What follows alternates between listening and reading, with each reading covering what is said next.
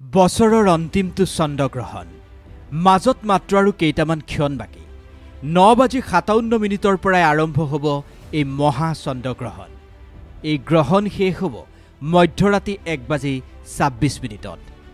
কিন্তু আপুনি জানি লোৱাটো দৰকাৰ এই গ্ৰহণৰ সময়ছোৱাত আপুনি কি কৰিব আৰু গ্ৰহণ শেষ হোৱাৰ লগে লগে আপুনি কি কৰিব। কিছুমান ভুল একেবাৰে কৰিব নালাগে। গ্ৰহণ শেষ হোৱাৰ পিছত কিছুমান কাম কৰিবলৈ আপুনি একেবাৰে নাপাহৰিব। সেই কাৰণে এই ভিডিঅ'টো আপোনাৰ বাবে হ'ব খুবেই জৰুৰী। আমি খুব সহজ সৰলকৈ আপোনাক বুজাই দিবলৈ চেষ্টা কৰিম মধ্যৰাতি 1:26 গ্ৰহণ শেষ হোৱাৰ পিছত আপুনি কি কৰিব লাগিব। যদি আপুনি মধ্যৰাতি 1:26 সেই কামখিনি কৰিব নোৱাৰে তেন্তে ৰাতিপুৱা বিচনা ত্যাগ কৰাৰ লগে লগে কিছুমান বিশেষ কাম আপুনি কৰিবই লাগিব। তেতিয়া আপুনি গ্ৰহণৰ ক'লা ছায়াৰ পৰা বাচি থাকিব পাৰিব। অন্যথা আপোনাৰ ওপৰত গ্ৰহণৰ নেতিবাচক প্ৰভাৱ পৰিব পাৰে।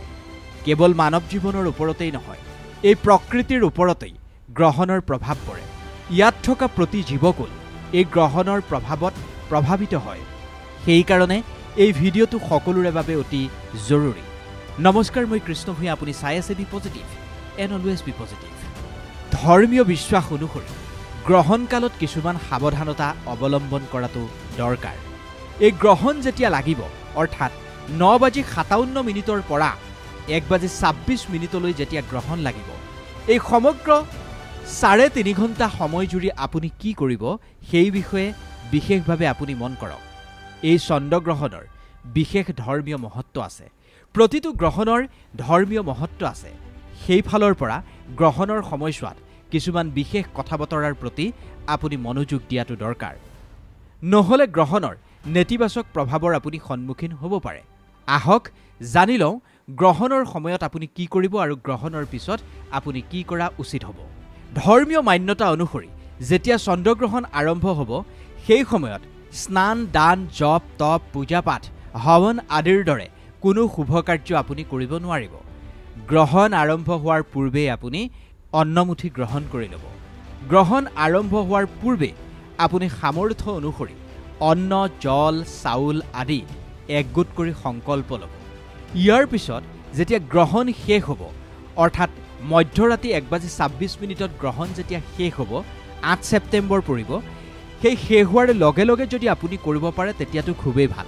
যদি আপুনি শেষ হোৱাৰ লগে লগে কৰিব নোৱাৰে তেন্তে 8 ছেপ্টেম্বৰৰ ৰাতিপুৱাই আপুনি স্নান কৰিব আৰু যিবোৰ অন্ন, জল বা চাউল একগোট কৰি সংকল্প লৈছিল সেয়া কোনোবা ব্ৰাহ্মণক দান কৰিব আৰু তেওঁৰ চৰণ চুই আশীৰ্বাদ ল'ব। গ্ৰহণ শেষ হোৱাৰ লগে লগে অসহায়জনক ভোজন কৰাবলৈ একেবাৰে নাপাহৰিব। এই গ্ৰহণৰ সময়ছোৱাত বিশেষকৈ শিশু আৰু গৰ্ভৱতী মহিলাসকলে গ্ৰহণৰ ক'লা ছায়াৰ পৰা বাচি থাকিবলৈ চেষ্টা কৰাটো দৰকাৰ। গ্ৰহণৰ শেষত গোটেই ঘৰখন আপুনি গংগা জলেৰে পৰিষ্কাৰ কৰিব। আপোনাৰ গোসাঁই ঘৰ, পূজা ঘৰ সকলো আপুনি গংগা জলেৰে পৰিষ্কাৰ কৰিবলৈ নাপাহৰিব। গ্ৰহণ শেষ হোৱাৰ পিছত আপুনি স্নান কৰিব। গৰ্ভৱতী মহিলাসকল বা কোনোবা যদি ৰোগীয়া মানুহে স্নান কৰিব নোৱাৰে তেনেহ'লে গংগাজল ছটিয়াই সম্পূৰ্ণ শৰীৰটো শুদ্ধ কৰি ল'ব। যদি আপোনাৰ খাদ্যবস্তু ঘৰত থাকি গৈছে, গ্ৰহণৰ পূৰ্বে যদি সেইখিনি আপুনি গ্ৰহণ কৰিব নোৱাৰিলে তেন্তে তাত তুলসী পাত দি ৰাখিব। তুলসী পাত দি ৰাখিলে আপুনি গ্ৰহণৰ নেতিবাচক প্ৰভাৱৰ পৰা বাচি থাকিব পাৰিব। এই গ্ৰহণৰ সময়ছোৱাত আপুনি কোনো ধৰণৰ মূৰ্তি, বিগ্ৰহ আদি স্পৰ্শ নকৰিব। নখ কটা, দাড়ি কটা এই সকলোবোৰ বৰ্জন কৰাটো দৰকাৰ। এনেও ৰাতি বাৰু এইবোৰ কামৰ পৰা মানুহ বিৰত থাকে। তথাপিও আপোনাক জনাই থলোঁ গ্ৰহণৰ সময়ছোৱাত এনে কিছুমান কাম কৰাটো একেবাৰে অনুচিত। গৰ্ভৱতী মহিলাসকলে এই গ্ৰহণৰ সময়ত পাচলি কটা, পাপৰ সেকা এনেকুৱা ধৰণৰ কোনো কাৰ্য নকৰিব আৰু সন্মুখৰ ফালে হাউলি কাম নকৰিব। বিশেষত গৰ্ভৱতী মহিলাসকলে যিমান পাৰে সিমান ৰুমৰ ভিতৰতে আবদ্ধ হৈ ভগৱানৰ নাম জপ কৰিব। গ্ৰহণ আৰম্ভ হোৱাৰ লগে লগেই ভগৱানক স্মৰণ কৰিবলৈ নাপাহৰিব। আপুনি মহামৃত্যুঞ্জয় মন্ত্ৰ জপ কৰিব পাৰে, নাৰায়ণৰ মন্ত্ৰ জপ কৰিব পাৰে, মহাদেৱৰ মন্ত্ৰ জপ কৰিব পাৰে। যিকোনো মন্ত্ৰ এভাগ আপুনি জপ কৰিব। এই গ্ৰহণৰ পিছত আপুনি বগা বস্তু দান কৰিব পাৰে। বগা বস্তু দান কৰিলে আপুনি চন্দ্ৰমাৰ নেতিবাচক প্ৰভাৱৰ পৰা বাচি থাকিব পাৰিব। গ্ৰহণ শেষ হোৱাৰ পিছত ঘৰৰ মন্দিৰভাগ খুব ধুনীয়াকৈ পৰিষ্কাৰ কৰিব আৰু গোটেই ঘৰখন পৰিষ্কাৰ কৰিবলৈ নাপাহৰিব।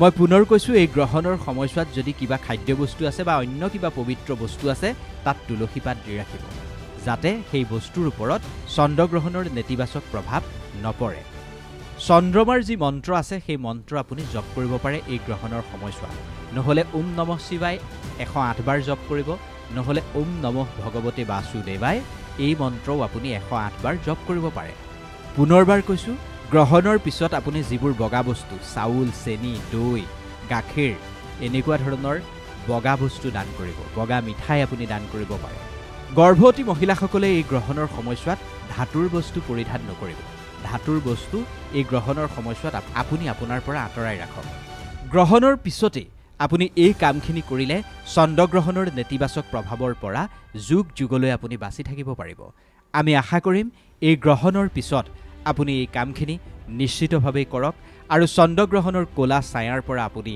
বাচি থাকিব পাৰিব কোৱা হৈছে এইবাৰৰ গ্ৰহণ অতি বিশেষ কাৰণ এই গ্ৰহণৰ সময়ছোৱাত আপুনি চন্দ্ৰমাক ৰক্তিম ৰূপত দেখিব অৰ্থাৎ চন্দ্ৰমা তেজ ৰঙী হৈ পৰিব এনেধৰণৰ চন্দ্ৰগ্ৰহণক বিৰল মহাজাগতিক পৰিঘটনা বুলি উল্লেখ কৰা হৈছে এই চন্দ্ৰগ্ৰহণৰ ফলত 12 ৰাশিৰ কেইবাটাও ৰাশিৰ ওপৰত ভাল প্ৰভাৱ পৰিব আৰু কুম্ভ ৰাশিকে ধৰি আন কেইবাটাও ৰাশিৰ ওপৰত নেতিবাচক প্ৰভাৱ পৰাৰ আশংকা আছে কিন্তু আপুনি চিন্তা কৰাৰ কোনো প্ৰয়োজন নাই ভগৱানক পূজা আৰাধনা কৰি আপুনি এই গ্ৰহণৰ নেতিবাচক প্ৰভাৱৰ পৰা বাচি থাকিব পাৰিব এই চন্দ্ৰগ্ৰহণৰ সময়ছোৱাত কেৱল ভগৱানক চিন্তন কৰক ভগৱানক চিন্তনৰ জৰিয়তে আপুনি এই বিৰল মহাজাগতিক পৰিঘটনাৰ নেতিবাচক প্ৰভাৱৰ পৰা বাচি থাকিব পাৰিব আপোনাক সজাগ আৰু সাৱধান কৰি দিয়াটো আমাৰ দায়িত্ব বুলি ভাবি এই ভিডিঅ'টোৰ জৰিয়তে এই কথাখিনি আপোনালোকৰ বাবে আগবঢ়ালোঁ আপোনাৰ মতামত আমাক কমেণ্ট কৰি জনাবলৈ নাপাহৰিব ভিডিঅ'টো যদি ভাল লাগিল অনুগ্ৰহ কৰি লাইক কৰিব কমেণ্ট কৰিব শ্বেয়াৰ কৰিব